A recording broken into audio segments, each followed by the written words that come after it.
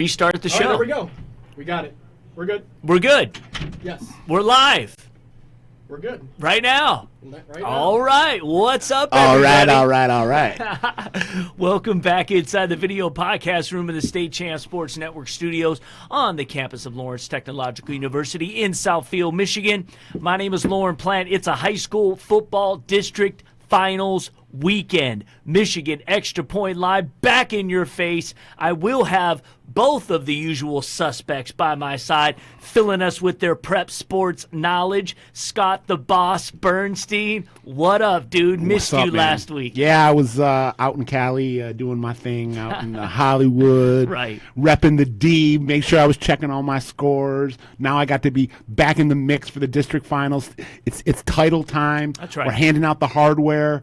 This is, I always say this is the best part. This is the best part of the year. Playoffs. Yes. People making names for themselves, shining under the bright lights. Yeah. I saw a great effort tonight, a real high wattage effort from Seaholm senior tailback Chaz Strecker. Yeah. Why don't you give us a wrap of what took place? Huge upset. Seaholm and Groves. Huge Division upset. 2. Yep. Go ahead. Birmingham Seaholm, Pot Birmingham Groves. No one saw it coming. If you'd have 42-7, if you'd have told me before the game that the score would be 42-7, I would have said, yeah, that sounds about right. Groves will beat Seaholm 42-7, but it was the other way around. They flipped the script.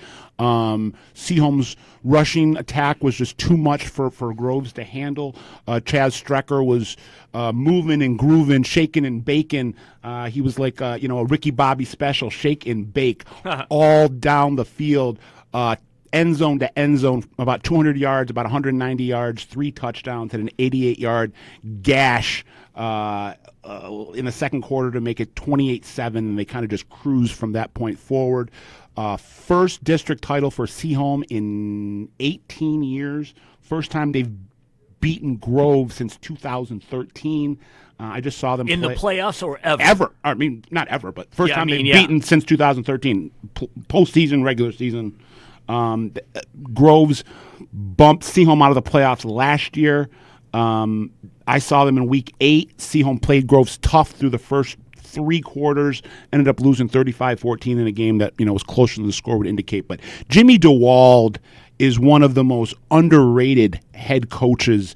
I don't want to even say Metro Detroit, in the state of Michigan. What he does with the talent that he's given, he's the definition of a guy that coaches his kids up, makes kids that probably won't even smell a Division 2 or 3 college offer into very solid, tough as nails high school football players that win games and are the pride of that community. And play well for their coach and play hard for their coach. Obviously, 42-7, Groves wins. Impose their will from.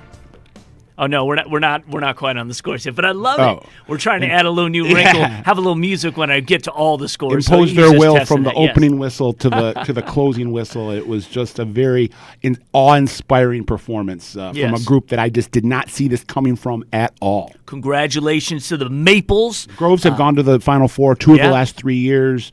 Ralph Donaldson, Marcus Alexander, they got stars. Seaholm doesn't really have stars. Chaz Strecker was a star tonight. Yeah. So they'll be taking on Port Huron in the next round in the regional round. So good on them. Matt Mowery will be here in just a little bit. He was incomparable. Matthew Mowery. He was at the Brighton beatdown of East Kentwood tonight. 48 points. I got some grief from the Bulldogs fans. I put up one of my Bernie's Bites rankings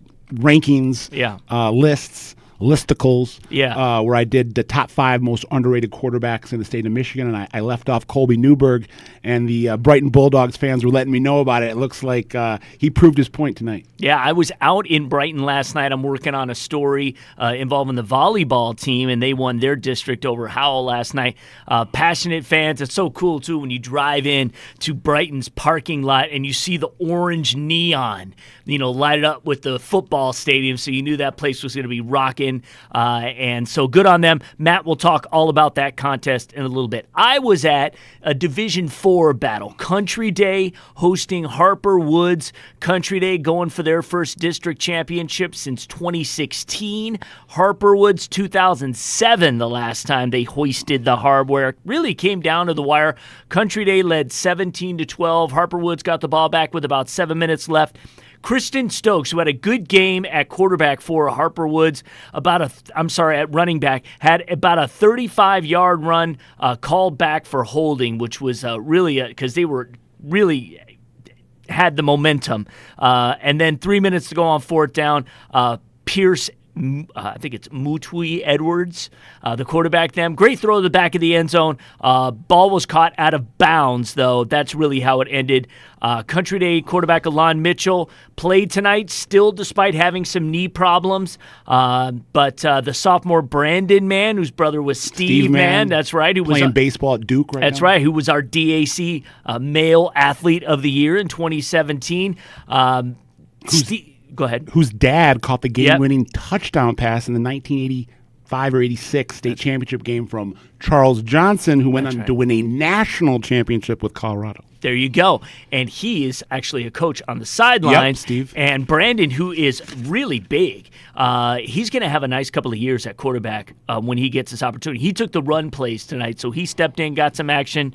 But congratulations to Country Day. Country Day has talking about recruiting just for a second, Yeah. they have a real diamond in the rough blue chipper and Caleb Tiernan on the line. Yes. It's got all the offers. 79? Yeah. Michigan, Michigan State, Ohio State, Notre Dame, they're all coming in on him. He's a beast. Yeah, and then they got Marcus Shepard, who's going to Bowling Green, and we've been talking about Alon Mitchell, Seaborn Campbell, who's just like Steve Mann, a baseball stud that can also get it done on the gridiron. Yeah, tons of dual sport athletes on that team. The guys were fired up, played a good game. I give Coach Oden and his crew credit.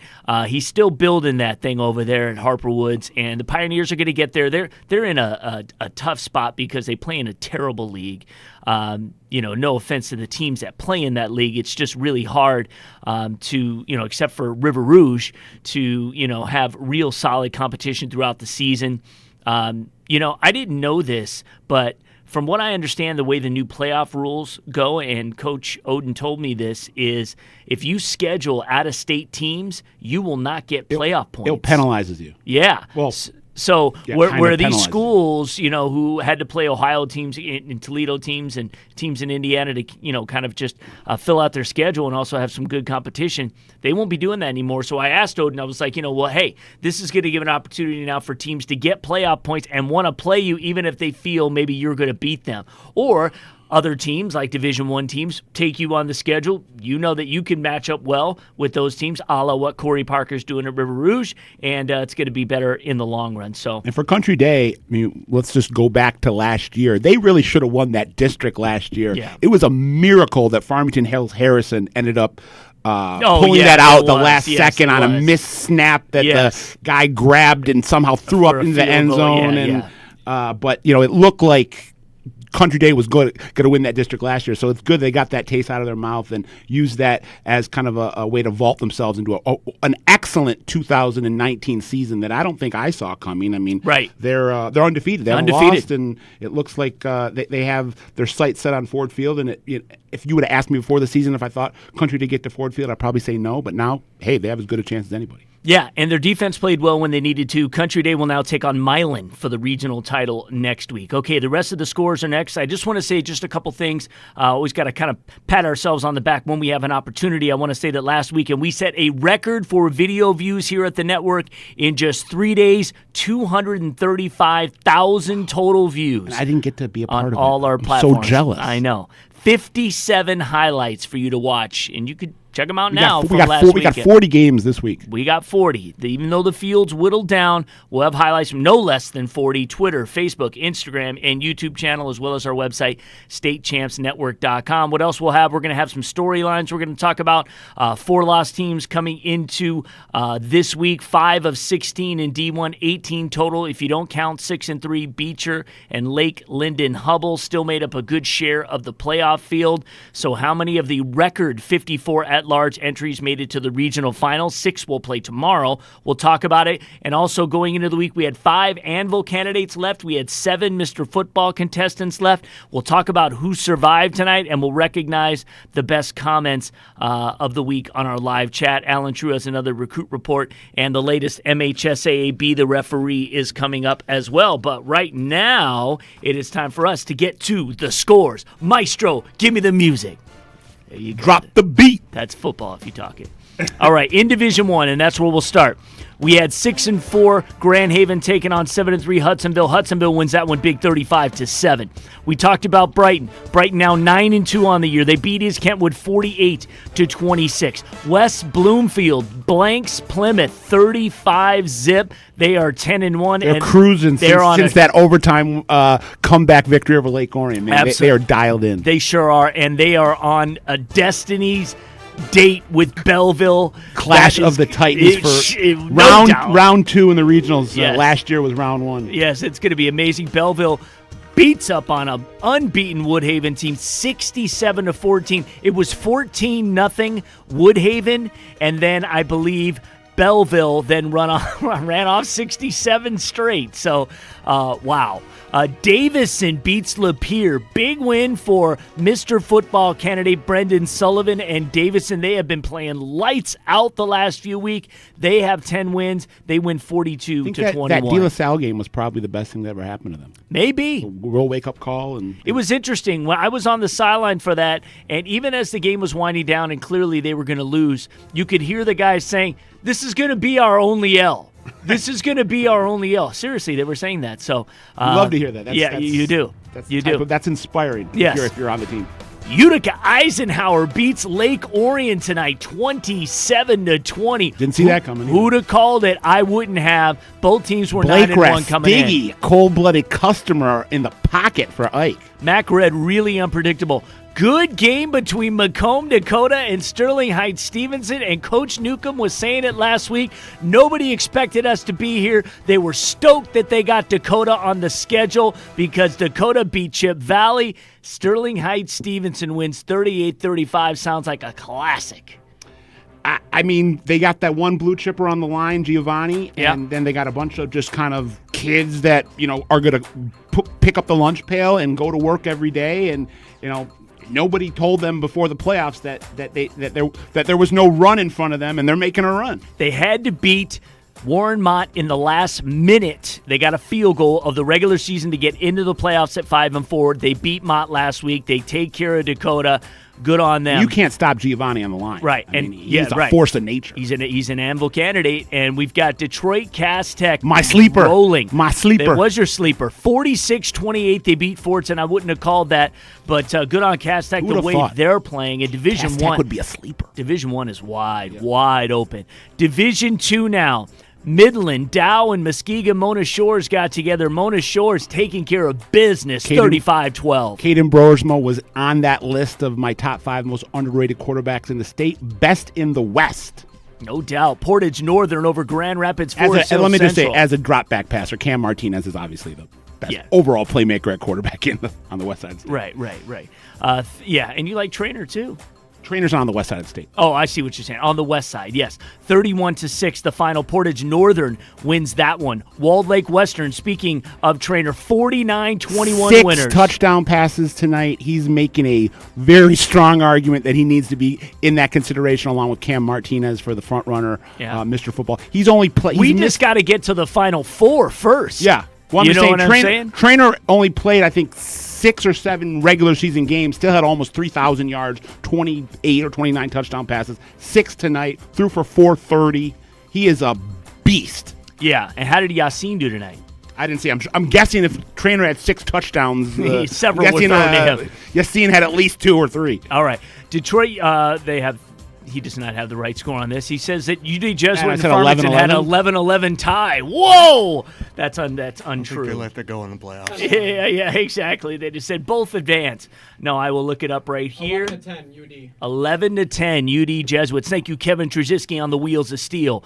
UD Jesuit beats Farmington. I would not have called that one coming into this one. The Cubs getting it done. The Catholic League Central showing that they got a couple, playmakers though. Hinton and Mossy, and that you can't overlook when you got college level talent, even if you're not playing in the Central anymore. I mean, UDJ is still a team you got a power to be reckoned with. Yeah, Matt Mowery in the house, y'all. Just so you know, we were going to talk about the Brighton game in just a bit. Let's get through the rest of the scores, and feel free to chime in whenever you like. Detroit King taking care of business over Livonia Franklin, 49-15, the final in that one. Jake Kelbert, just a great career at quarterback for Franklin, and I think whoever grabs him at the Division II level or Division III level will be getting a real star in the making, because he might not be a quarterback that's going to play Power 5 football or even MAC football, but he's a winner.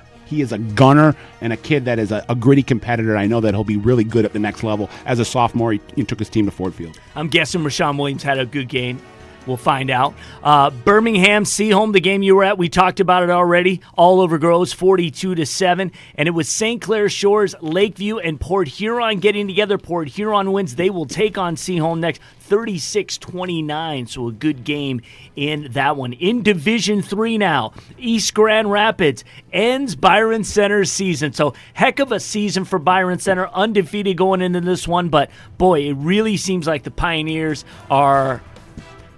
They played a solid schedule. Always. Always, Yeah. and now's winning time. They're 8-3 on the year. They win this one 41-14. They're making boss moves. Yeah, no doubt about it. Edwardsburg in Zeeland West. So this was a couple powers getting together here, and 16-2 the final in that one. Well, you had an idea that would be a close to the vest, lots of running in that game. Oh, yeah.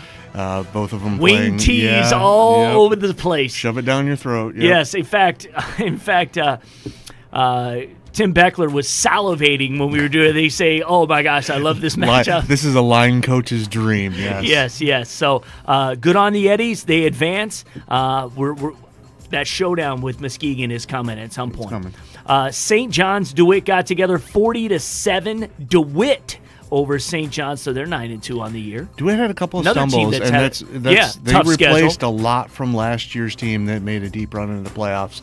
Maybe had them ranked a little high early on. We did. But you knew it was going to be a good team, and now you're kind of seeing that DeWitt team, come together.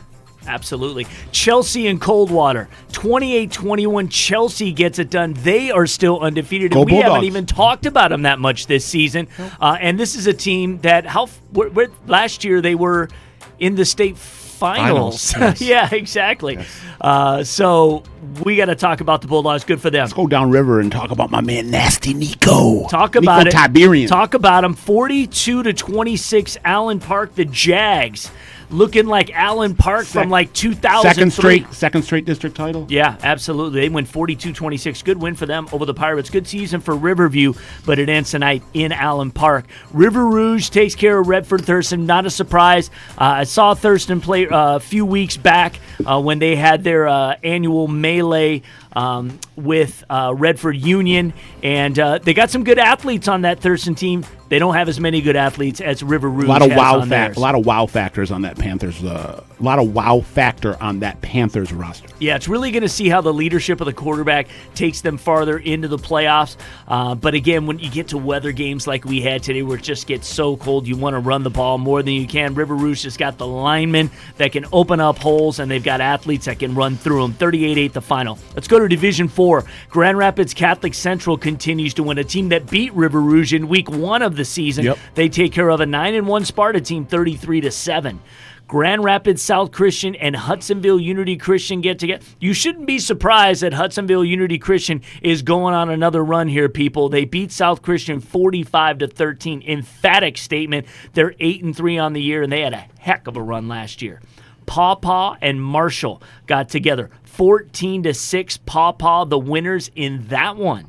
Their only losses to Edwardsburg in the regular season, conference mates with Edwardsburg, and they were unbeaten other than that. All right. Flint Powers and where's that music there, Trzynski? I love that. Oh, it's loading up. Okay, here we go. I love that. It just kind of gives a little drive here.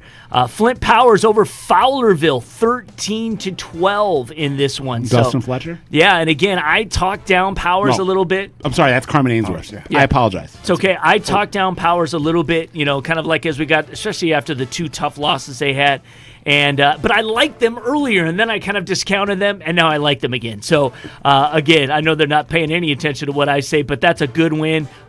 Squeaked it out. But that's what you got to do in the playoffs. They win 13-12. Pontiac, Notre Dame Prep, and Ortonville Brandon, a shootout at the OK Corral. Almost 100 points in that game. 54-40. Pat Fox and his Notre Dame Prep. I talked to Pat before the season, and he said, "Don't forget about us, Bernie." He said, "We have a squad. We got some hosses. We got some kids that love to mix it up."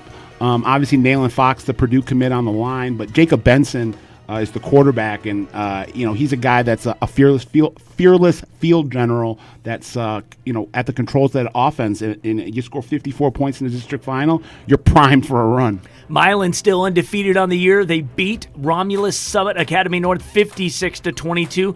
They will take on Country Day, who holds off Harper Woods, the game I was at. We talked about that. So 2 unbeatens going to get together for regional hardware next week. In Division 5, it was Freeland over Ogama Heights. 2 8-2 teams got together, 22-21. Couldn't be any closer. Freeland at home escaped with a win. Kalamazoo Hackett Catholic beats Hopkins 36-20. Hopkins 9-1 coming in. Kalamazoo Hackett with several losses on the season had that 5-4 record to get in. Here they are now in the regionals. Lansing Catholic and Portland. Lansing Catholic, a team with plenty of playoff pedigree. I'm sure guys, show up in the playoffs and they line up, and you have the past stars there on the sidelines telling them, hey, you need to represent. They beat Portland. I would not have called this one 21-0. Rematch of the regular season when Portland won, and Portland was unbeaten until week 9, I believe, and then have had a couple of losses in the last 3 weeks. But that Lansing Catholic, obviously that's a coaching staff that I know pretty well with Jim Ahern and that crew. Yeah. But he's been around a while, right? He's been around. quite a few years. Yep. He ain't no spring chicken. Right. And again, it's all about how you're playing at the end. Really doesn't matter how you're playing the first 6-7 games of the year. Saginaw Swan Valley ends Frankenmuth season. Frankenmuth only had 1 loss coming in, 21-7. And again, Saginaw Swan Valley, another team that is used to being in the playoffs and that is used to playing this time of year. And in multiple sports, because they made a run to the baseball finals 2 years ago, I think, and that's a lot of multi-sport athletes that play both of those sports that you're seeing those names crop up time and again between those two squads. I just think of Alex Grace, who was such an unbelievable player for them. He was a monster. He was just all everything. Stat machine. All right, Almont and Marine City. Battle of the undefeated. Yes, this was.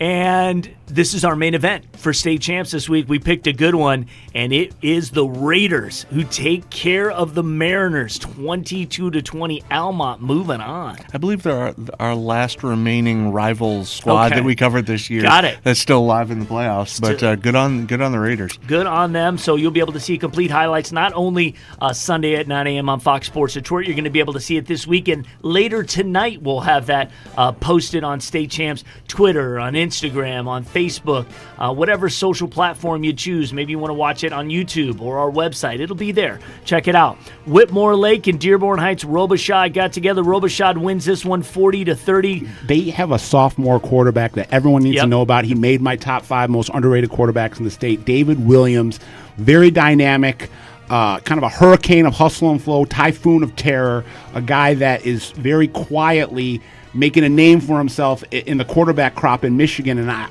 next year, the year after, he's going to be making a play for best quarterback in Metro Detroit, because he's the type of guy that can do it. He's a dual threat, and he's got a really he's a heady player. He started as a freshman last year, put up a lot of numbers as a freshman, and just getting the job done as a sophomore this season, and quietly making a name for himself. So are the Tars. Detroit Denby moving on. 38-0 win over Clawson. You see what the addition of Latrell Tompkins has done for that program. I mean, he's by far probably, he could be the most impactful player in the whole PSL. I mean, for what he's done on both sides of the ball as creating chaos and being disruptive on the line, rushing the quarterback, and then as a tight end. He is a guy that has just been electrifying, coming over from Detroit Delta. He's going to Toledo. This is the definition of value in terms of a recruit. I mean, this guy is a Big Ten caliber talent that's going to the MAC. Sweet. Division 6 now. Maple City Glen Lake beats Harrison 38-30. Ravenna needs overtime, and they lose to Montague 20-13. So Montague, another team with a great playoff history. Hemlock and Sanford Meridian got together. Sanford Meridian wins 35-21 in this one on the road. So they're 8-3. Deep runs in the playoffs are not something you've had them in other sports at Meridian with softball and baseball. Yes. But football, that's not been a traditional. And Jack Pine was a little different this year because Beaverton, which we're going to get to in a minute, made a deep run and they were unbeaten until today. And Sanford Meridian's still alive. So it's kind of a different era in the Jack Pine these days. We had several unbeatens go down tonight, and not just in 10-0 v. 10-0 matches. So Hillsdale able to take out Constantine. They remain undefeated, being Hillsdale 20-14. Onstead beats Grass Lake on the road 35-21. They are 9-2 on the season.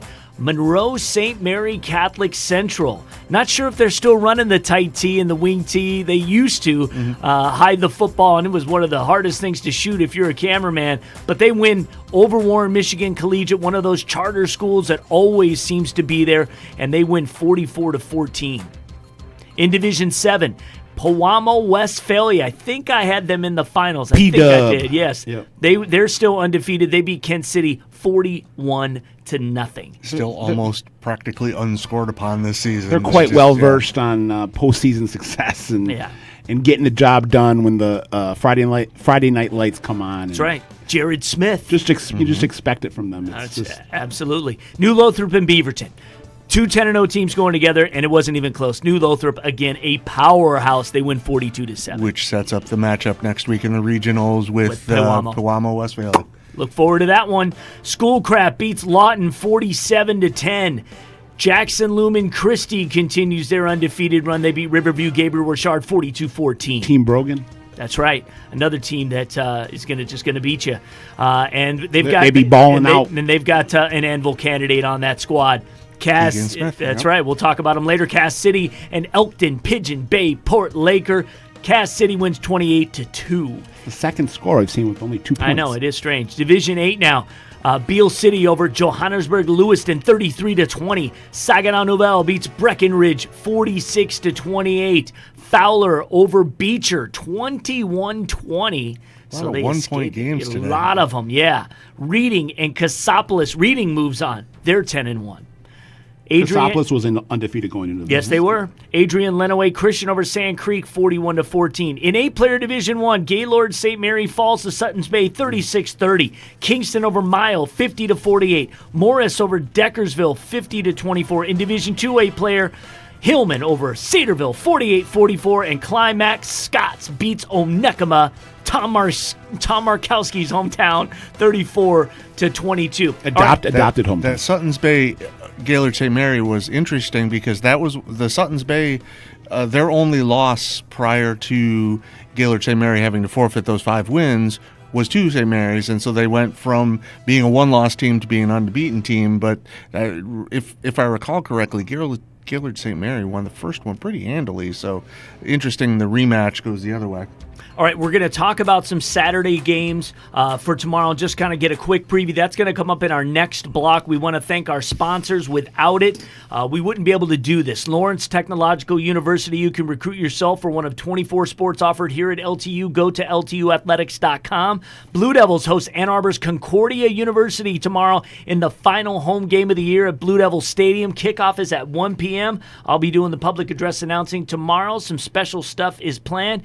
Do yourself a favor. Come check it out. Tickets are cheap, and I kid you not when I tell you between both teams, there will be no less than 80 players from the state of Michigan on the field, and that is great. Getting an opportunity to live the dream and play college football. Blue Devil Stadium sits at the corner of Northwestern Highway and 10 Mile and Southfield. Hungry Howie's also a proud partner of State Champs, famous for flavors. Go get a pie tonight, just like we will at the end of the show.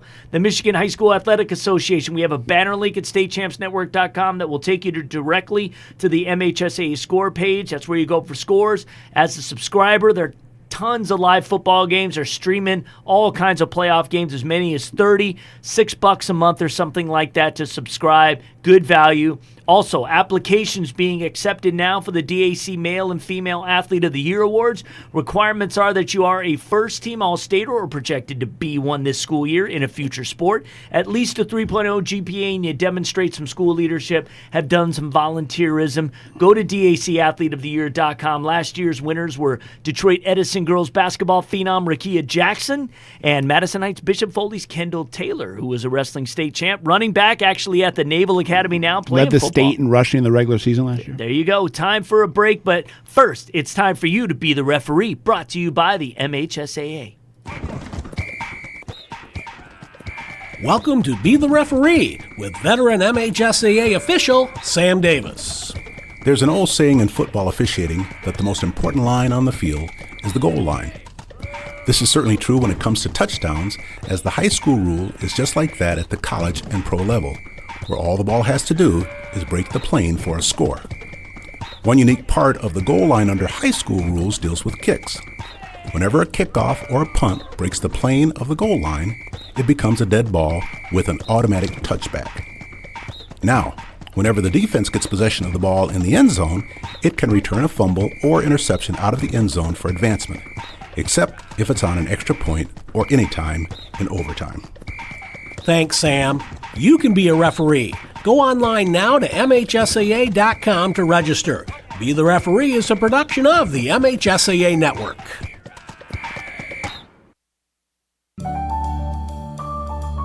I admit it. I love working with money, negotiating, and making big decisions. That's why I'm majoring in finance and economics at Lawrence Tech. What's truly amazing about the education here is the small class sizes that give me easy access to my professors who truly care about my future. They even helped me get a great internship. And I was able to fulfill my lifelong dream of playing college golf. Lawrence Tech, where Blue Devils dare. The greatest honor a high school senior student athlete can earn, Detroit Athletic Club's Athlete of the Year. You're one of the tops in your sport. Prioritize education and giving back, like Cassius Winston, Megan Bobian, Rakia Jackson, and Aiden Hutchinson did. 6 male, 6 female nominees earn $1,000 in scholarship money, with $5,000 each to be awarded at a red carpet gala in downtown Detroit. Nominations accepted now. Download the application, dacathleteoftheyear.com. You ready, Darius? Let's do it.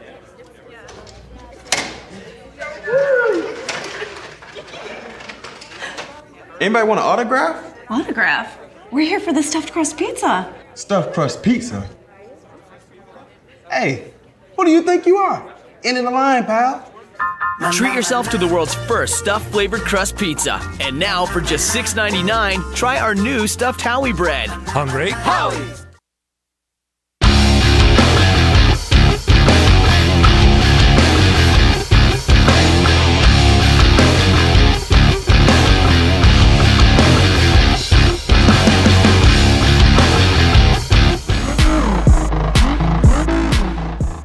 This is Alan True from 24/7 Sports with this week's State Champs Recruit Report, brought to you by My Student Aid. Detroit Cass Tech junior offensive lineman Terrence Enos took a visit to Purdue last Saturday and came away with a scholarship offer from the Boilermakers. That now makes 18 total for Enos, who has other offers from LSU and several more schools. Purdue has done well in the state of Michigan the last couple of years, including at Cass Tech, where they picked up Jalen Graham last year. Graham is now starting at free safety for the Boilers as a true freshman, and that was something Enos noted on his unofficial visit to West Lafayette. Another young prospect from the state who added an offer is Traverse City Central's Joshua Burnham. Only a sophomore, the 6'3", 200-pound Burnham was offered a scholarship by Western Michigan. That is the first offer of the process, but we're not expecting it to be his last, as he's hearing from several other schools, including Michigan and Michigan State, both of whom he camped with in the summer. Finally, we're going to go to the junior college ranks and check back in on a state of Michigan alum. That's quarterback David McCullum, who prepped at Waterford Mott but had to go out to Pierce College in Los Angeles for his junior college years. So he's going to return to the state of Michigan now, as he made a verbal commitment to Tony Annese and the Ferris State Bulldogs. An athletic quarterback with a great arm, he certainly fits Annese's style of offense and is going to head to Big Rapids next year to play quarterback for the Bulldogs. For this week's State Champs Recruit Report, I'm Alan True. The Recruit Report is brought to you by My Student Aid, Michigan's go-to resource for student financial aid. Go to michigan.gov/MIStudentAid for more information. Hey everybody, welcome back inside the State Champs video podcast room. This is where we gather and we talk high school football every Friday night, and we do it live. So anything can happen. As if you were paying attention at the beginning of the show, we had a few technical difficulties, but it happens. Here we are. We're back. We've already gone through all the scores. I have not been monitoring the comments on our YouTube or Facebook channel, but we have David Bodine in the other room, and he is doing that, so I'm sure he's responding to you guys, and hopefully you guys are fired up. We're going to do comments of the week later, so we'll see what you guys had to say about tonight's games. Pretty exciting stuff. What I want to do here is we want to talk quickly. I'm going to read all the games that are taking place tomorrow because we have several district championship matchups happening tomorrow, and then we'll just get a quick few comments from the guys. So let's get into tomorrow. Division II, Livonia Churchill, 6-4, will take on Battle Creek Lakeview. They are undefeated. That's a 1 o'clock start. In Division III, Cedar Springs 9-1 against unbeaten Muskegon. Also a 1. These are all 1s unless I state otherwise moving forward. Flint Kearsley, who beat Brother Rice last week at Orchard Lake St. Mary's. Orchard Lake St. Mary's with just 1 defeat on the year. Division IV, Sault Ste. Marie hosting Cadillac. Division 5, Muskegon Oak Ridge. Oh, by the way, that Sault Ste. Marie game's a 2 o'clock start. So, Division 5, Muskegon Oak Ridge, undefeated at Kingsley, undefeated. That should be an interesting battle. Division 6, Menominee at Calumet. Millington versus Montrose. In Division 7, Charlevoix is at Iron Mountain. McBain at Traverse City St. Francis. And Madison Heights Madison will take on Detroit Loyola. The Charlevoix game is a noon start. In Division 8, Lake Linden Hubble will be at Ishpeming. Ubley will be at Harbor Beach. That's a night game tomorrow night. So undefeated Harbor Beach will be hosting a night game against Ubley. The weather is going to be ugly. Yes. So I do not want to be on the sidelines for that one. Britton Deerfield will be at Royal Oak Shrine tomorrow. Shrine 8-2 on the year. In 8-player quickly, Martin will be at Colon. Right? I always say it wrong. I feel like Colin's saying it wrong. I apologize. Martin at Colon. Both teams undefeated. It's going to be great. And also in Division 2 8-player, Pickford at Powers North Central. Powers North Central rolling. They are undefeated. And Kindy North Huron at Portland St. Patrick. Portland St. Patrick also unbeaten. The Powers game will be at 2:30. Has St. Pat's always played eight No, players? It's 3 More or 4 recently? years, yeah, Okay. I believe. All right, we've got Scott Burnstein and Matt Mowery here. I'm Lorne Plant, and quickly some quick thoughts on tomorrow's games that you guys may have. I mean, I expect Orchard Lake St. Mary's to take care of Kearsley, but I'm interested to see how Kearsley's quarterback, I believe his name is Braylon Silva, who is a real dynamo, dual threat, a guy that is kind of like a Jedi Knight in the pocket. Now you see him, now you don't type. So I'm interested to see how the St. Mary's defense counteracts Silva. Then I'll be at the Madison Heights Madison Loyola game. Madison had to have a kind of a rally at the end of the year to make it into the playoffs after that great kind of 2-year stretch where I don't think they lost a regular season game, got to the Ford Field last year under Austin Brown, and now his brother, Baby Brown, Dylan Brown, is taken over at quarterback. So I'm interested. I haven't seen Dylan Brown play, so I'm eager to see him play next on Saturday. The Muskegon game's at Grand Haven, yes. which is interesting. And Cedar Springs is a 9-1 team coming in. Do they have They any might as well be- chance? I know they beat Saginaw Swan Valley. I mean, they took care of Lowell this year, put 44 on them. Mount Pleasant. They could be Beat 20. Mount They could be Pleasant 20-0 last week. right now. Handled them. Yeah. They could be 20-0 right now, and I would still expect Muskegon to win by 3 or 4 touchdowns. It's a Cedar Springs team that over the last couple of years has been really predicated on defense. That's been kind of their calling card. Yeah. And it'll be interesting to see. I mean, obviously that's a huge challenge when you're facing Cam Martinez to see, especially what he did in the first And half that last line. week. Yeah. And that line, and to see what they'll be able to cook up defensively to kind of limit him. him, because you're not going to completely take him out of the game, but to kind of limit him. The one I kind of got my eye on is the Muskegon Oak Ridge against Kingsley. This is Tim Moore's second year back at Kingsley after 5 years, 6 years maybe at TC West, where he had success, but he kind of went home back to Kingsley, and that was a program he had rolling when he was there the first time, and in very short order he's got them kind of back on that level again. And yeah, they're host. They get to host, and that's a matchup of two really good teams. There were so many Muskegon area teams going into the playoffs. Yep. There were a lot of good ones. A lot of them fell last week, so it was surprising. A lot of good football in Muskegon. Absolutely. But Oak Ridge still alive. I like Royal Oak Shrine this year. They got some savage beast playmakers in the sophomore class. Jacob Sanders, just a jack of all trades.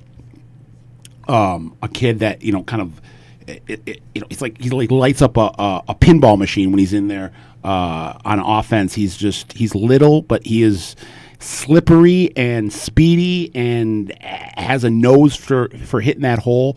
And can be very electrifying. And then they got a sophomore quarterback, Connor Benson. Not to mention their senior, Anthony Masucci, who's the savvy vet there. Coach O has done a great job getting that program back to the point where they're really competing for long playoff runs and possible chances to go to Ford Field with the Prep Bowl. And, I think that this could be a year that Shrine, could be knocking on the door at Ford Field turkey time. Yeah, we'll see if the Knights can get it done. I mean, it's a winnable. And they're playing Deerfield. I mean, they're favored. They're at home. Yeah. They got the better record. So I expect to be seeing the Knights in the regionals. Cool. Let's move on to storylines, gentlemen. And we had a record 54, which is kind of funny, 5-4 teams going into the playoffs this year. Appropriate. Yes, absolutely. And we knew that it was going to kind of, it shook things up right away, right off the bat, not only how divisions laid out, but also some of the upsets that we saw last week. How many made it into the regional finals? Now, there'll be 6 that are playing tomorrow. But what kind of success as we kind of skim over what's been going on that some of the 5-4 teams that are still going? Well, you still got Cass Tech. You've still got Sterling Heights Stevenson. East Kentwood went down. Grand Haven. Marshall lost today. Kalamazoo Hackett's one that's still rolling, and obviously they had to replace the star quarterback from last year that set all kinds of passing records. But you that's a good program that just needed to kind of find its footing. Harper Woods lost today. South Christian lost.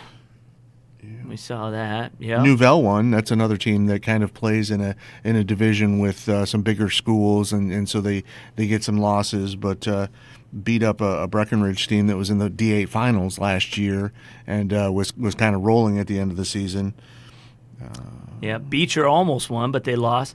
Heck, man, Harper Woods was 5-4 coming into this week, which was interesting. But I mean, if we're talking about 5-4 teams that really have a legit chance to be taking a bow at Ford Field. Yes. Right. I mean, I would say Cass is probably the only one. Yeah. Right. Well, and sometimes and this is I'll go back on my baseball covering days. A lot of times you have the same phenomenon in teams that get into the wild card. They have to start their playoffs early, and they're kind of playing on that live or die, moment, and they kind of have that momentum. Whereas teams that lock up a playoff berth early kind of gear down a little bit, and not saying that you do and that. It's hard sometimes to get it ramped back up. So sometimes they're playing on that playoff high. Maybe their playoffs started in week 7 when they had their backs were against the wall, and so they come in with more momentum sometimes. So you kind of see that can carry you maybe for a round or two, but usually that peters out a little bit. You have a protection unit though that's anchored by guys like Enos and Anderson. No, I'm not talking about just Cass, but I mean just in general the 5-4. Let's take Kalamazoo Hackett Prep. Let's take them. So they were 0-3 to start the season. Mm-hmm. You know what I'm saying? They get into the playoffs at 5-4. They end up now have 1, 2, 3, 4. They've won 7 of their last 8. Right. And again, it seemed like against Schoolcraft, then Berrien Springs, then Hopkins, and then tonight, last couple of weeks, everything was playoffs. It seemed like for their last 7 because they had lost to Constantine, which really hurt them in week 8, and so they had to beat Schoolcraft to get in. They did. They just got past Berrien Springs, but that gives them the momentum. They put playoff team, and then they put 36 on Hopkins tonight, right? And get it done. Now they have to face a good Lansing Catholic team next, but that just shows you one of those things that can happen. But I think you're right. I would say right now, and there is no way I would have said Cass Tech was going to have a chance to be a serious player in Division 1. 4 weeks ago, I would have laughed at you. Right. I know. 5 weeks ago. And they're the ones that are laughing now. Kobe and Kaylin King are playmakers. They are not in the West Bloomfield Belleville side of the bracket, so they do not have to play either one of those teams until Ford Field. And obviously, you got a master tactician in Thomas Wilcher there, so you're going to win the coaching battle a lot of the times when you're, when you got a mind like that. I'd have to say they're the favorite to get to Ford Field now.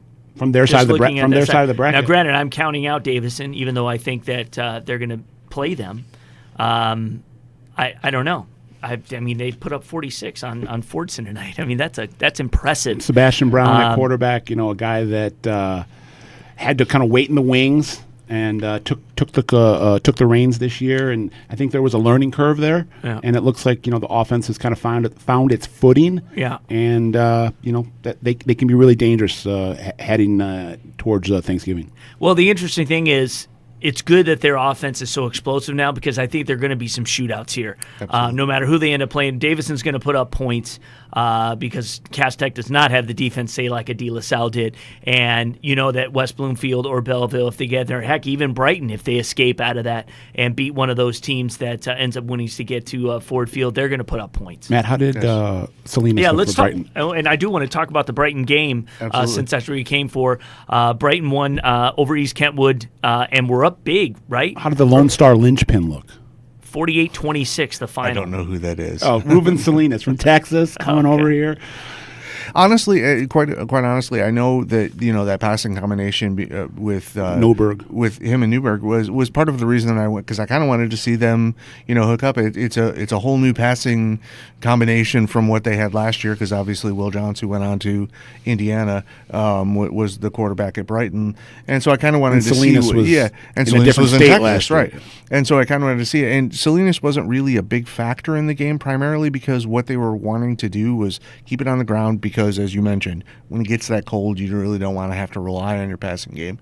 And there were such gaping holes that they had to run through for Newberg, especially. I mean, they were running a lot of RPOs, a lot of options, where he pulled the ball back from the running back, a lot of jet option, sweeps, and there were gaping holes for him. I mean, he had at least 3 runs of over 35 yards. What was his stat line? He ended up with 5 touchdowns. So when you talk about a school that's got a hierarchy or a pantheon of good quarterbacks, Brighton is certainly up there with everyone else. Yeah. With Drew Henson and Cullen Finnerty, and even Johns, last year.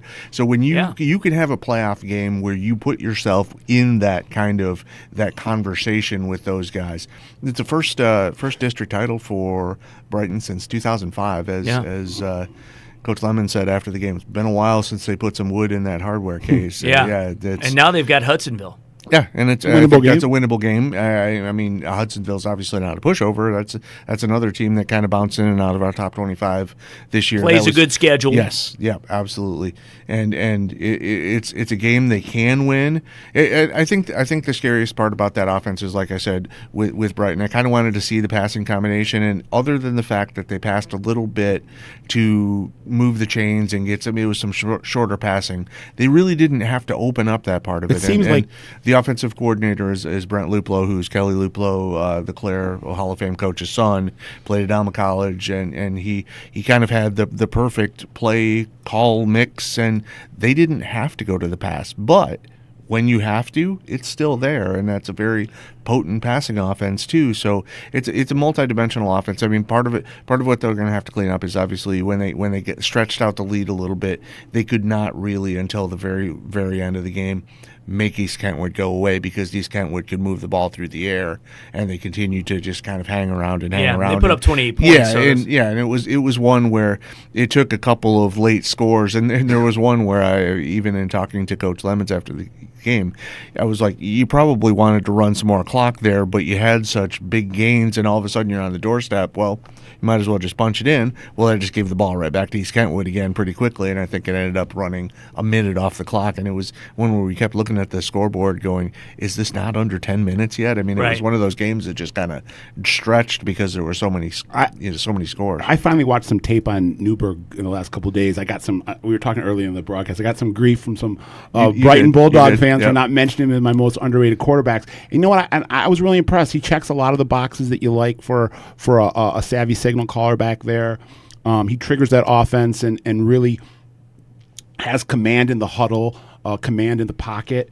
And, he definitely deserves to be spoken about when you're talking about the most kind of under-the-radar, fierce field generals that can lead a team. And, he's shown it this year. Well, and it's only his first year starting. And I think the difference is if you look at him compared to size-wise, some of those guys, Henson was a big 6'4" guy, and Will Johns was 6'5", and you could probably, move him to tight end if you needed to.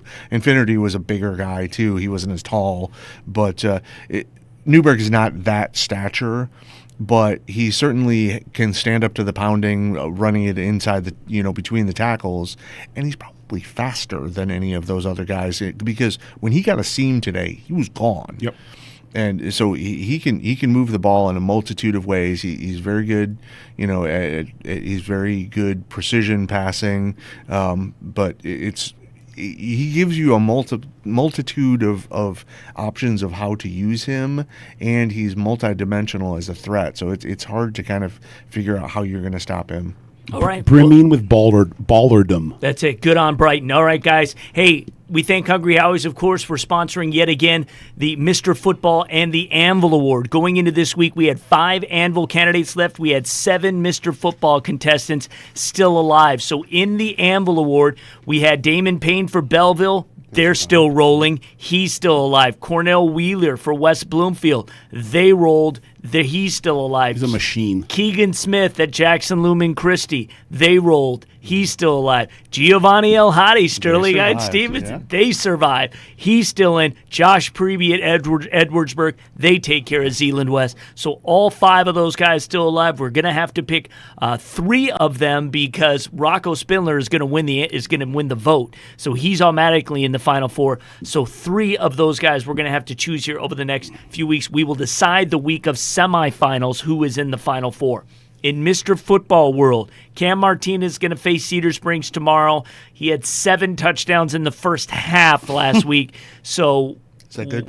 Churning and burning, baby. We're expecting big things. Now, I did get an update on Donovan Edwards tonight from West Bloomfield. 4 touchdowns. He had one of 33 yards, 2 yards, 47 yards, and 5 yards. He's a man-child. C.J. Harris got hurt in the second quarter. So good thing they have a very good backup in Alex Short, who's already considered a Division I recruit, so I don't worry about that. But the interesting thing is Donovan Edwards took the majority of the snaps. Okay. At the quarterback. Yeah, and he actually was throwing, But I'm telling you, they got Alex Short back there, who was the quarterback at Cranbrook last year. He transferred in. He'll be the quarterback next year, and he's got Division I looks. And I know Harris has, he's been fighting through it. He's one of these guys that he's big. So he, when he takes off, he takes hits, he takes punishment. I remember in the game that I saw, he took some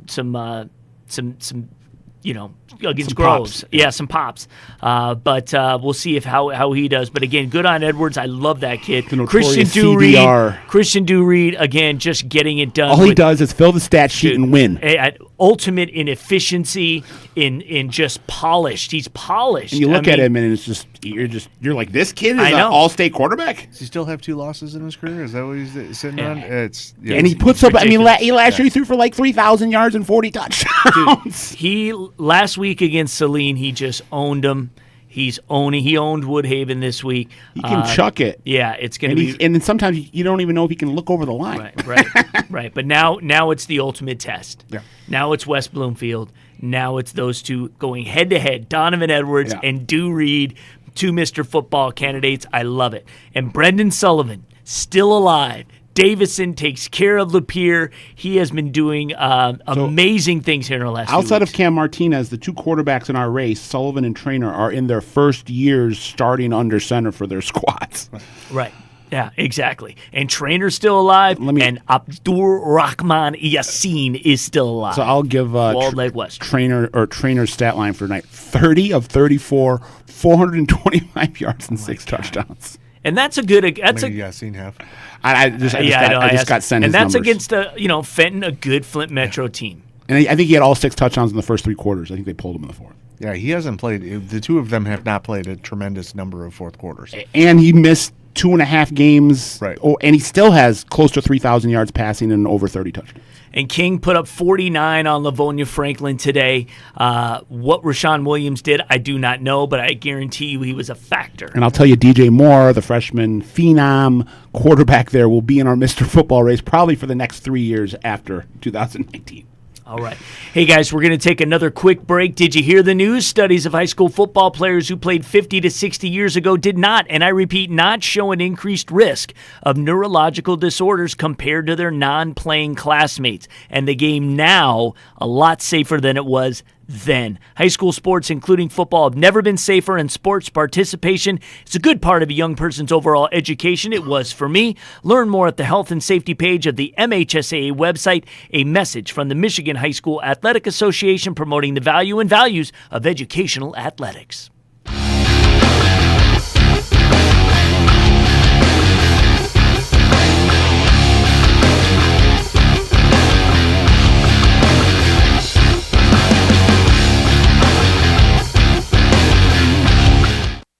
You do know you want a contest to spend the whole day with me, right? Mm-hmm. And you just want to sit here and eat this delicious pizza? We could do other things. That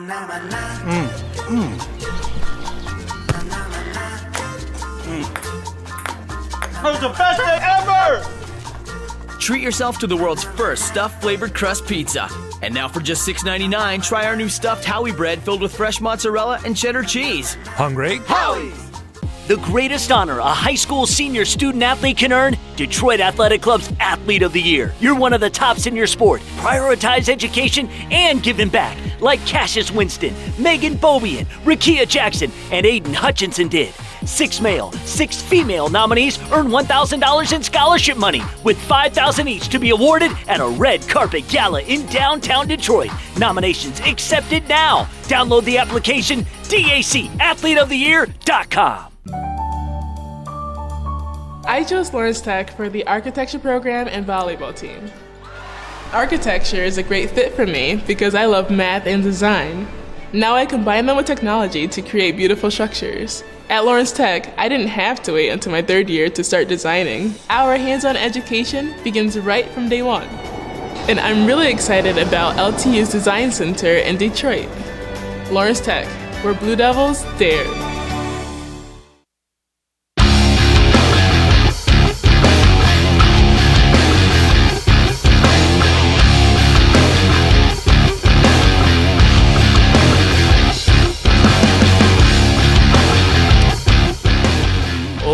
We are approaching the midnight hour. We're going to have to get out of here pretty soon, ladies and gentlemen. This is running way longer than we want to, but we know that it's a playoff edition, so people are hungry for football. That's right, and we want to talk about it, so we tend to pontificate and bloviate. And we're hungry for some Hungry Howie. Yeah, and it's sitting here in front of us, so we're going to get to that in just a little bit. In fact, we've got Howie rolls tonight, so we're really excited about that, and we're going to try those. We have pepperoni and cheese, chicken and cheese, and steak and cheese. This is like the best part of my Friday night. It's I get really to come in good here, stuff. talk football, and eat free pizza. Yeah, absolutely. We love Hungry Howies. Thank you so much for, again, being partners. And please support these guys. It's important. Just say, hey, man, they support State Champs. I'm going to get my grub at Hungry Howies. All right, guys. We've got our comments of the week coming up in just a little bit, too. But real quickly, we want to talk about regional matchups that we know right now and get some comments on that. We'll start in Division I and move them down. We've talked about some of these already, but give me some predictions in West Bloomfield and Belleville. Who do you see coming out on top in this one? West Bloomfield. Everyone wins because this is a great matchup. It is a great matchup. It's by far going to be our main event unless it's a Saturday. I don't think Belleville's which it probably will be. Yeah. Seen a defense like West Bloomfield. And I think that'll be the separating factor is the defense of West Bloomfield. I Wheeler, think that's kind of why I had them ranked number 1 to start the season. And just that's a different level. Wheeler Page, obviously They got a guy. I don't know. Obviously, you're talking about Wheeler and Page, but outside of those guys, Byron McCormick is a lockdown corner that not a lot of people know about, and then sophomore Michael Williams. You're going to be hearing a lot about this kid in the next couple of years. He's already got a Michigan offer. He gets kind of lost in the shuffle because of all the blue chippers that are on West Bloomfield, but he is a difference maker at linebacker.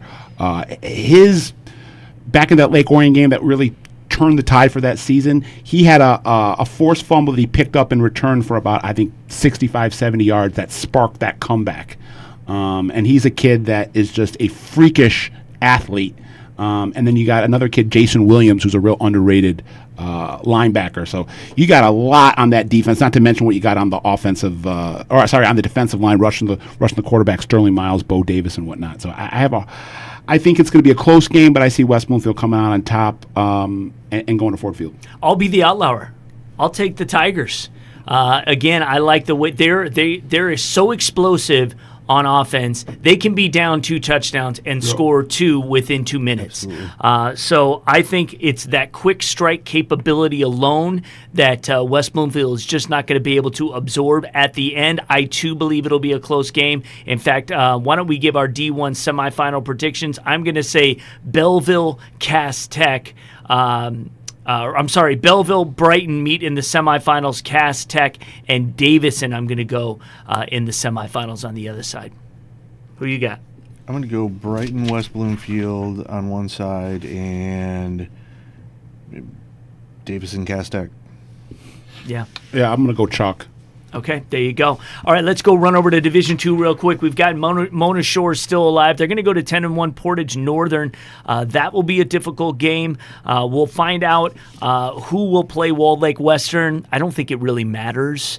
I know that Battle Creek Lakeview is undefeated, and they got a ton of playoff points. And that's a good team. But I think the way that Walled Lake Western is playing, no matter where they have to be, I think they put. Yes. UD Jesuit. Who'd have thunk that we'd still see the Cubs alive here, but I think this run ends at King, and Martin Luther King takes care of business. Port Huron and Seaholm will be an interesting game. Seaholm gets to host that one. Port Huron, a team who was of our rivals, that is still alive, so there's another one that's still going. Maple Field is going to be electric. I mean, I don't know. I don't think they hosted that regional back in 2001, and that is a football crazy town that just loves those Seaholm Maples. They, for teams that are under 500, they're filling that place. And a lot of times you go around the state and you're going into ranked teams that are playing for big things, and you go into half empty stadiums. Seaholm has always supported that, or the Seaholm community has always supported Maples football, and they've been thriving on what's been going on this season, and it will be a very exciting. That intensity will be boiling over. Got it. And for the sake of time, why don't we just say who's going to make the finals? Since we're in regionals already, we don't need to predict semifinals. I will say in Division II, it is going to be Walled Lake Western taking on Martin Luther King. I think that's what I got. Inevitable. Now that's great. We've got a Division I game that's going to be great, and we've got a Division II. It'd be a rematch of I think 3 or 4 years ago. King took out Western in the finals. In Division III, Muskegon or Cedar Springs will take on East Grand Rapids, and credit the Pioneers and EGR and what they've done. Muskegon will win whoever they play. DeWitt at Edwardsburg will be a good matchup. Again, DeWitt, the Panthers have done great. I think Edwardsburg wins. Allen Park, Chelsea. Chelsea, again, still undefeated. Allen Park, you like Allen Park. You like the way they played. Nasty Nico. And Orchard Lake St. Mary should have no problem with Kearsley, although Kearsley beat Brother Rice. Who knows? It's a crazy year. But I'm going to say as far as state finals now, these are all updated, not our original predictions, that's for sure. Still, though, this one stays the same. Even though Orchard Lake and River Rouge will be a very good game. I think a very good game. I've got Orchard Lake and Muskegon. Yeah, me too. Boy, rematch of a couple years ago in which Orchard Lake won on the final play of Pre-scoring the game. to Cunningham. That's right. It was amazing. And let's go to Division 4. And in Division 4, we've got Sault Ste. Marie or Cadillac taking on Grand Rapids Catholic Central. GRCC, I like no matter what coming out of that. Jace Williams, guy to look for on GRCC. Wide receiver. Hudsonville Unity Christian at Paw Paw, even though this is at Paw Paw. way Unity Christian's played. I think they continue their season. Flint Powers and Notre Dame Prep should be a good game. This will be a real good game. Again, nobody's given a lot of love to Notre Dame Prep, but Flint Powers, I just think the way that they've played at the end of the season, they will continue. We'll see Milan Country Day, 2 undefeated teams. Should be a really good game. Where's that going to be at? Do we know? That's going to be at Country Day, Shaw Stadium. Tristan Hines and the Milan crew coming into Beverly Hills. Absolutely. So we'll see. And if we're gonna give finals predictions as of right now, GRCC and DCD. That's who you got. Yep. I'm gonna go GRCC. And Flint Powers Catholic. GRCC Country Day. Okay. Now that you're back on the bandwagon. You're all the way I'm on all the the way in bandwagon. now. I feel that. You're invested. I am. Division 5 now. Kingsley or Muskegon Oak Ridge will take on Freeland. This one is really a toss-up. I think Oak Ridge will win, but you like Kingsley, correct? Freeland, also a really good team. Hackett Prep and Lansing Catholic getting together. Hackett Prep, one of those 5 and 4 is still alive. I like Lansing Catholic. I think you guys do. Almont hosting Swan Valley. Almont has played a great schedule, beat their rivals. How about this? Almont had to travel for the first round of the playoffs, and now they're hosting regionals. Yes, yes, it is bizarre. Robichaud they had to travel for this one too, right? They had to go to Marine City. Yeah, and now they get it at home. Robichaud and Denby will get together 2 9-2 teams, so that'll be interesting. State finals predictions for 5. Who will match up? I'm gonna go Lansing Catholic versus Almont. I'm going to go Lansing Catholic against Swan Valley. Okay. Take Swan Valley. How about you, Scott? Lansing Catholic Freeland. Is that possible? No. No. They would. I mean, it's possible to be in the semis. Look at the sheet that other sheet I gave you with the Scott. Well, you don't have it here, but I'll go. I don't have it here. I thought I had printed another sheet that had the layout for today. You know that sheet that you send that email? Yeah, that sheet. Are they on there, like how it would lay out, or no? No. All right, never mind. I'll go I'll go Swan Valley. Right. Swan Valley versus Alma. All right, there you go. Division 6. Let us move on. I'm just going to quickly look through this. We have Calumet or Menominee taking on Maple City Glen Lake at the top. The other Region 2 is Sanford Meridian at Montague. And then on the bottom bracket, Onstead at Hillsdale, Montrose or Millington versus Monroe St. Mary Catholic Central. The way that I look at this here, and if I'm looking at finals, how about a M&M final? How about Montrose and Montague? That's kind of where I was going to go with that, too. I like that. I'll get on board. I'll chalk it. All right, there you go. Division 7 quickly. Pewamo, Westphalia at New Lothrop. We have a game that both are tomorrow games, so Charlevoix, Iron Mountain, McBain, Traverse City, St. Francis. We'll see who gets into that topside regional. They will play the winner of Pewamo, Westphalia, and New Lothrop. So like we have West Bloomfield and Belleville, we have 2 powers getting together. New Lothrop hosting that one. I'm going to give them the advantage, even though I think I put Pewamo in the finals originally, so I probably should still stick with that. And Jackson Lumen Christi. So I'm going to say it's Jackson Lumen Christi. I should stay with Pewamo because that's who I picked, and that was my team. So I'll say Jackson Lumen Christi versus Pewamo Westphalia. That's what I see. That's Okay. what I see. Well, then, there you go. In Division 8, let's get to it quickly. Ishpeming or Lake Linden Hubble will take on Beale City. Saginaw Nouvelle, Harbor Beach undefeated. Fowler and Royal Oak Shrine will get together on the bottom side of the bracket. Adrian Lenawee Christian will take on Reading. This one is tough for me to call because I'm not super familiar with a lot of the way that these teams have performed individually. I know that I thought Ishpeming Westwood was the better team than Ishpeming this season. I believe that Westwood was the team that beat them rather handily during the regular D6, season. though. I think they were Got it. So they're in a different division. Got it. Maybe 2. Okay.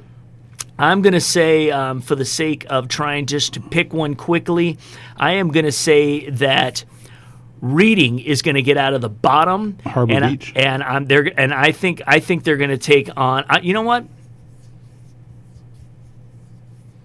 I'm gonna say Ubly is gonna pull out of that one. I like Harbor Beach. I'm Okay. going to take Beale City and Reading. Okay, good. There you go. All right, guys, and just quickly because we have to give them some love, and that's A player, exactly. And Powers North Central. There you go. They're going into the semifinals. Yes. So we can quickly pick finals. So I'm going to take Sutton's Bay out of that one, and they are going to take on Morris. That's what I'm saying. Even though Colin and Martin are playing tomorrow, 2 undefeated teams, I think Morris is going to win the next week. So I'm going to say Sutton's Bay versus Morris in the finals of 1. Who you got? I'm going to take Kingston Colon. Okay. Kingston Colon. All right. Powers North Central, I've already got them in the finals, and I've got them taking on Portland St. Patrick. Yeah, St. Patrick. You like that? That's All right, guys. So that is what our predictions are for right now. Real quickly before we get to our comments of the week, what are you and Matt, you Matt and you Scott, doing on the website? What are some of the stuff that you guys are working on? That's really cool that will be coming out, I think, early next week. Okay. We say goodbye to Bud Rowley, the legendary Oxford Wildcats coach who has been there for 40 plus years, won a state championship, won to 3 state finals. So I kind of took some consensus and I made a list of the top Bud Rowley performers of all time on the gridiron. Nice. And I ranked them.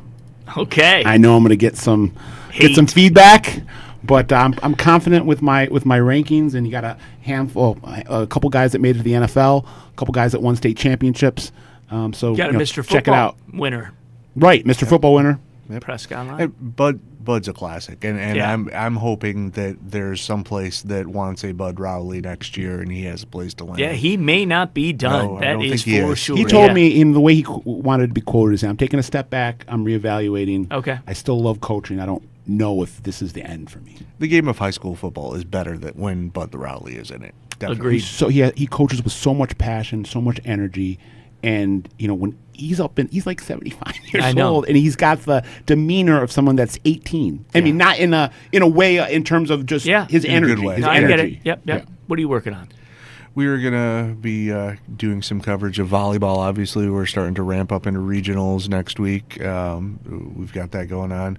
We've still got the juniors program that we're starting to narrow down. That we're getting closer and closer to kind of having Final Fours in most of the sports that are now complete.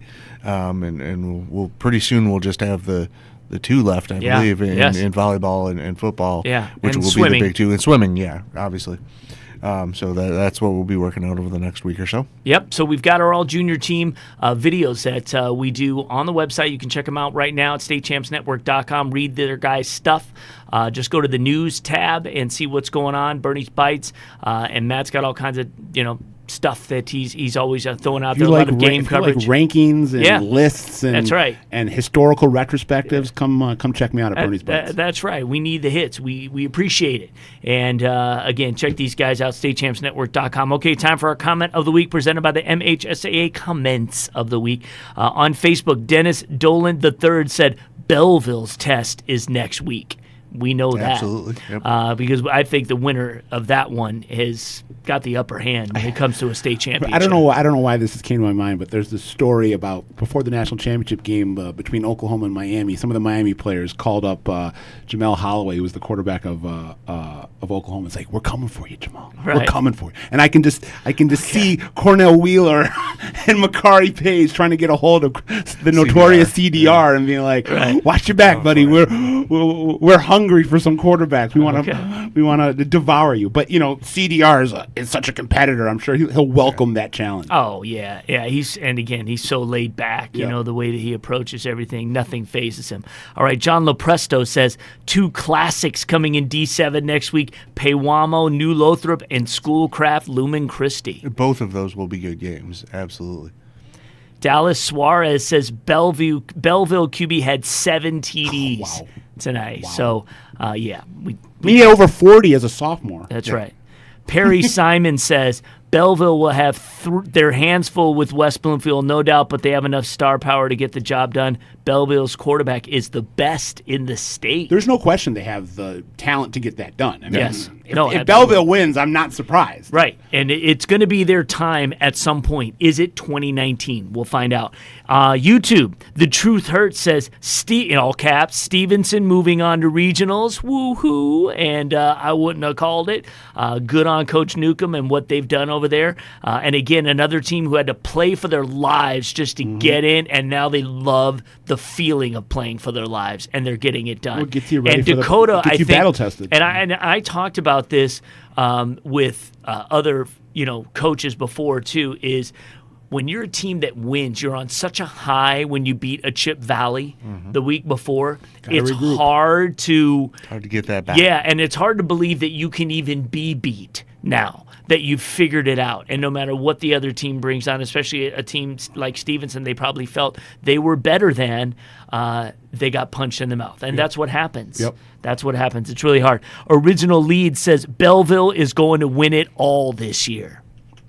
Hey. I think whoever wins that game is going to win it all. I mean, that's not going out on a flimsy limb or anything, but that's kind of the state title game before the state title game. Yep, we got a couple comments on Twitter. Samaj McDonald says, how about them Denby Tars? Shoot. That's right, Tars still rolling. And Luke Stanton says, y'all sleeping on Brighton.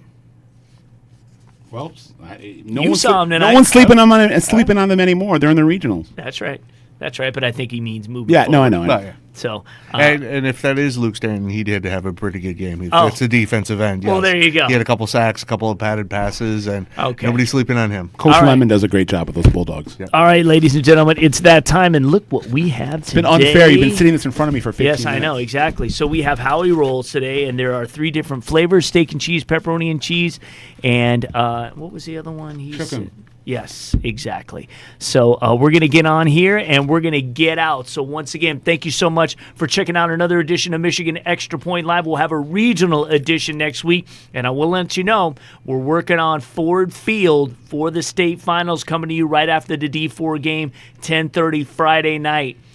So a lot of stuff happening, and we're here to bring it to you. So we'll see you next week right here back on Extra Point. Make sure you check out everything on State Champs this week. 40 games on the website and all our socials, and our show again, 9 a.m. Sunday, Fox Sports Detroit. We'll see you next week.